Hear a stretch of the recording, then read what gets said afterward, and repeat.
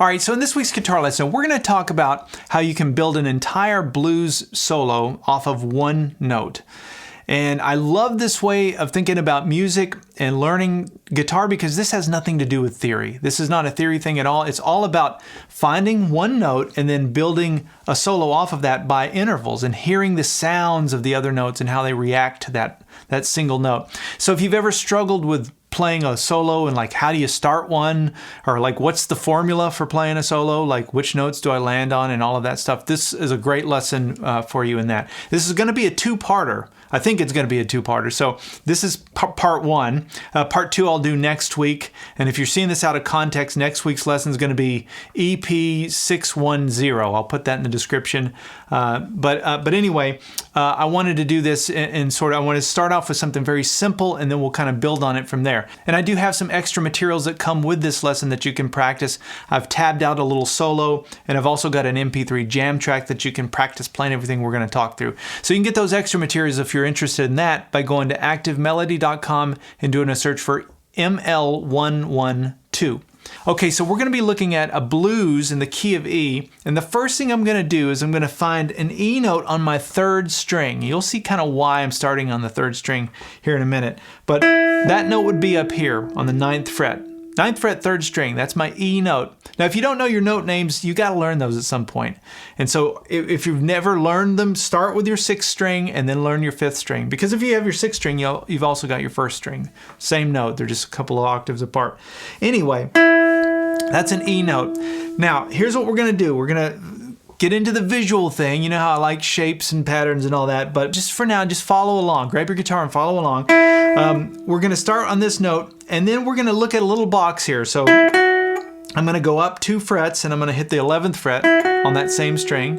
And then I'm going to go down on the string below that on the 4th string and play the same frets, 9 and 11. That's my box. But my root note, my home base, is here, right? So that's my E note.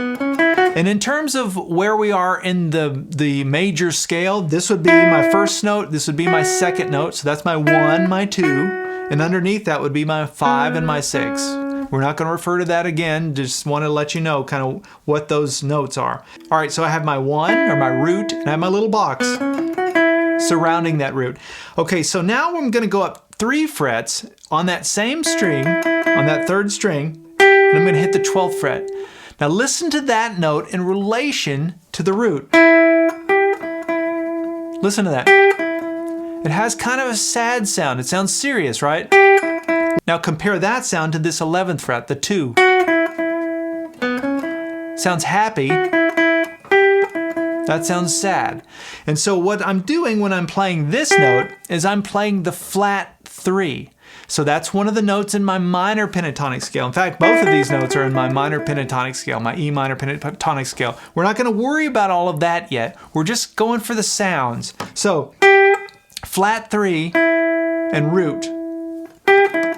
Now, if I take my flat 3 and I go up 1 fret from there, I'm playing the 3rd. And you can hear how happy that sounds.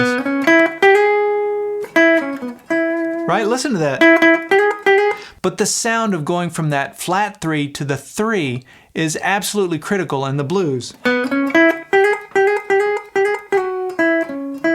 That little slide from the flat 3 to the 3, or a hammer on, or however you do it, or even a bend. You know, you hear that all the time in the blues, flat 3 to the 3. So from this root, I've got my 3, I've got my flat 3, I just slid into it, and then I've got my box. Okay, so hopefully you're with me so far. Now in a blues, we have our 1 chord, right? This is my E chord. And at some point, it walks up to the 4 chord. We go to the A. Now watch this. If the song goes to the A, so get that sound, get that A in your head, or A7, you know, it's the same thing basically in the blues. Either one would work, I mean. Look at what I'm doing. I'm playing the root, and I'm playing that, what was the flat 3 over the E, but listen to that note over the 4 chord, which is our A. That note now is the flat 7 of your A. Now when I first discovered that, it blew my mind. That same note sounds totally different in a different context. Here's an A7, listen. There's that same note, it's just in a different spot. Or an A7 down here. So that note is your flat 7 of your A. So that means in a blues, over the 1 chord, I've got that flat 3 and the major 3. If I want to make it a little more bluesy, I just stay on the flat 3. If I want it to be more happy or majory or whatever you want to call that, I can slide up to the major 3rd. I have those 2 options, happy, sad, right? For the 1 chord. When it goes to the 4 chord, I've got the flat 7. I can play the same kind of thing, but now it has a different context. It works great over the 4 chord. Then the song goes back to the 1 chord, right? And then when the song goes to the 5 chord, which is our B, from this root, watch this, we're gonna go up 2 frets. That was the 2, right, in the little box. So that note works great over the 5 chord. There are other notes you can play, obviously. This would be like the 5th interval in my 5 chord, and so it'd be like the 5 of my B chord. But that's good. That's the note we're gonna learn just for this little formula here. So we've got our box. And so when it goes to the 5 chord, you can walk up chromatically. I can do a little bend. And then the song goes back to the 1 chord, or E. And I can, come back to that root. So that's really the formula, and you can see how it all relates back to our home base, our root note. But here's where it starts to get cool. We've learned all of this on the 3rd string. Let's go to the 4th string. Let's find an E note on the 4th string. So we can do this on all of our strings, is where we're going with this. But on the 4th string, your E note would be down here on the 2nd fret. So look at what we've got on the 2nd fret. We've got, there's my flat 3. You go up 3 frets, it's the same. There's the major 3. Oh yeah, let's see how it relates. What about the box? Oh yeah, it's there too. So I've got the same formula here.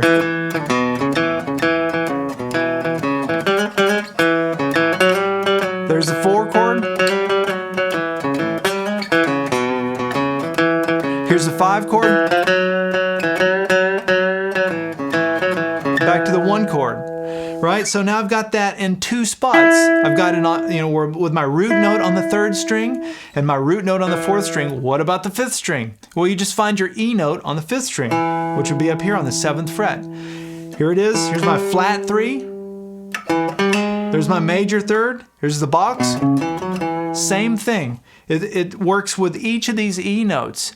So I like this because it's the same thing. It's even a lot of times when we get confused with these different patterns of our pentatonic scale and you think that they're all different things, it's really not. When I'm doing this, I'm playing different patterns of my major pentatonic scale when I'm doing this, but you're looking at it differently because you're relating it all back to the root note. And this will be the thing that trips you up, is this 2nd string. Because on a guitar, your B string is tuned down a half step and it just sort of throws things off a little bit. So if I find my E note on the 2nd string, which would be here on the 5th fret, the box underneath it looks like this. You can see it's offset a little bit.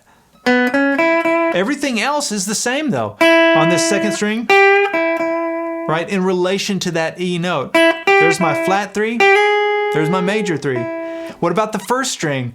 You've got your open E string right there, and you've got, there's the box, there's the flat 3, there's the major 3. Same thing an octave higher on the 12th fret. So you can see that I have this little formula all over the fretboard. So now I want to put on a jam track and I want you to hear how these notes react to the different chords.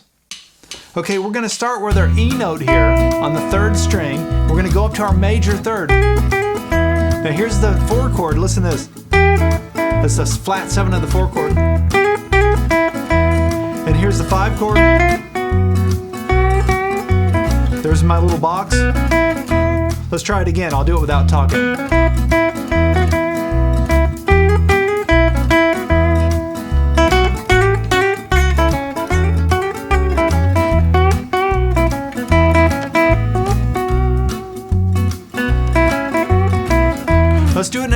octave will come down here.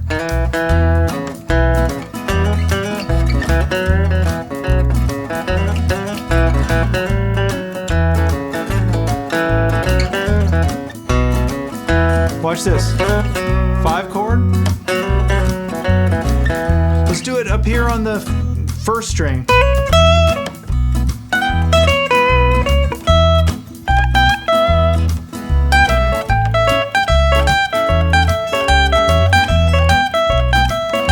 Those notes work the same over the 4 and the 1 chord because they mean different things over those different chords.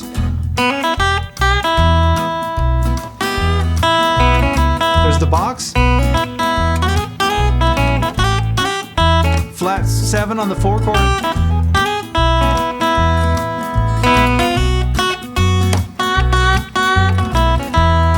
So you can see how it works and how it reacts to those different chords. Okay, so now I want you to take that information and practice, play along with the jam track, find the root note on different strings, and from that root note you can find where the rest of the notes are. You can find your major third for your 1 chord. That would be your flat 3 for your 1 chord, but it would be the flat 7 for the 4 chord. Then your 5 chord. And then back to your 1, and you've got the little box there to play around with and come up with all kinds of ideas. You could take that little formula and make some pretty meaningful sounding lead. Now, I realize we've just got a little snippet of the major pentatonic scale, in essence, with 1 note from your minor pentatonic scale. And so what we're going to do next week is we're going to build on that. We're going to take that little box, for example. In fact, I can shine the light on this one area here. This E note, if you think of your E major pentatonic scale pattern 1,